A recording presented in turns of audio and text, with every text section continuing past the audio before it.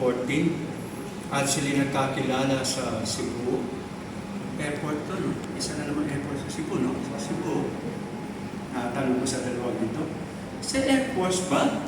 May delayed flight rin ba? Pero hindi po, Father, hindi lang palo yan, hindi lang po Cebu Pacific, pati po Air Force. Meron po sa Air Force po, may nadidelay na flight. At sa dalawang ito, yung delayed flight na yun was not a problem because it was there because of that delayed flight that they came to meet each other and get to know each other. Oras rin siguro yun, no? Oras ba? Oras, no? Oras din siguro dahil na-inipnate ng lalaki ito sa kakaikot-ikot, wala nang magawa, ayan, medyo tumitingin-tingin na, medyo napatigil yung tingin dito sa babae, lakas ng loob.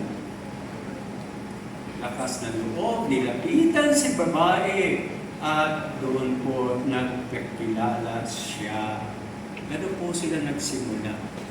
Dahil sa delayed flight na yon, kaya malaking pasasalamat nitong dalawang ito, sila'y nagkakilala. And then,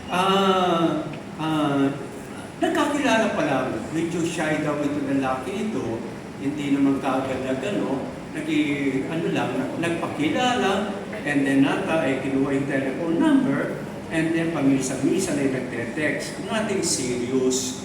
But then, in 2016, nung sila'y parehong na-assign sa Cebu, ay doon na po sila nagkaseryosohan. Siyempre, no? Magkasama sila magkasama sila doon sa Cebu, ay talagang mangyayari po ito. And then, 2019, April 5, 2019, nag-propose na ito lalaki ito, at siyempre pagkatapos ng proposal, nandiyan ay paghahanda para sa kasal. Kaya lang inabutan sila ng pandemic, kaya ito ay medyo yung na-delay, na-postpone ang kanilang pinabalak na kasal. Pero noong September 23, 2020, kasagsagan ng pandemic, sila po ay nagpana na civil wedding. Sometimes, at that time of the pandemic, we would understand itong going to civil wedding na ito.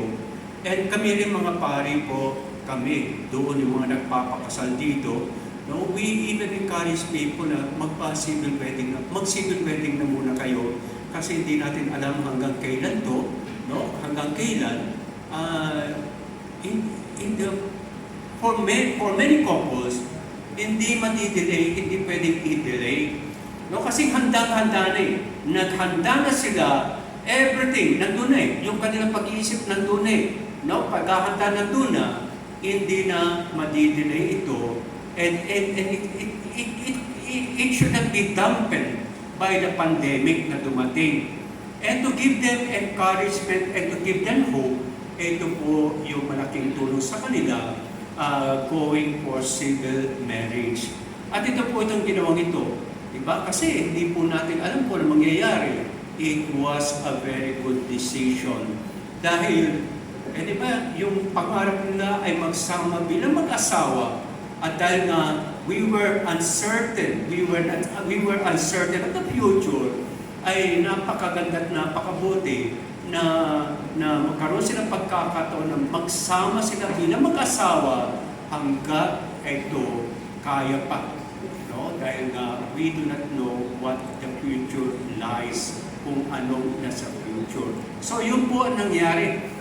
September 23, 2020, ay nag-ano po sila, civil marriage. And then, ito na ngayon, noong medyo lumawag na tayo, ito na yung pagkahanda para sa kasal na ito. Ito po ang istorya nitong dalawang ito.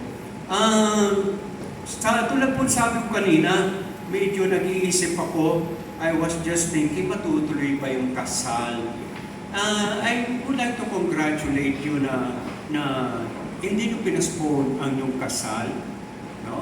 ang medyo ano dito ay, dito po sa lugar na ito, sa highway papuntang Nasugbu, a few kilometers dito yung tinatawag na barangay, hanggang doon sa simbahan nitong kay Laway. And then, just before Twin Lakes, between Twin Lakes at Alfonso, may tinatawag kaming portal. Kahapon may bisita ako. Father, galing kami Manila. Mainit sa Manila. Bakit pagdating namin banda sa Alfonso, bumabagyo? Ay, sanay na po kami dyan. Palagi pong ganyan sa amin. Ganyan. No? Galing ako Manila, init-init. Tapos kapag banda na dyan, biglang didilim. Tapos kapag pumasok na dyan bandang Twin Lakes, lakas ng ulan. Yan, iba po yun. So, hindi ko lang alam kung ano yung kondisyon doon, kaya hindi ko alam kung postpone o hindi.